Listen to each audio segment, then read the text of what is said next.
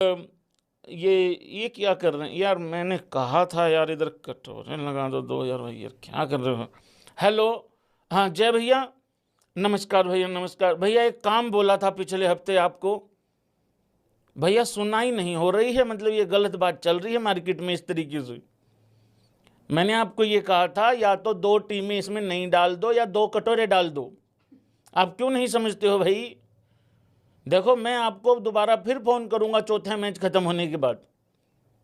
हाँ मेरी भाई, देखो फिर अपना उठना बैठना फिर खत्म है इसके बाद। या तो इसमें आप जिम्बाब्वे डालो, ठीक है, या इसमें आप पपुआ न्यू गिनी डालो, कोई ना कोई टीम डालो इसमें, क्योंकि इसमें या तो 2 कटोरे मिसिंग है या 2 खामखा की टीम है। नहीं देखिए, रिस्पेक्ट अपनी जगह है, वो तो खैर ठीक है, रिस्पेक्ट बाकी कर लेंगे। हाँ इन्हीं की करनी जरूरी है।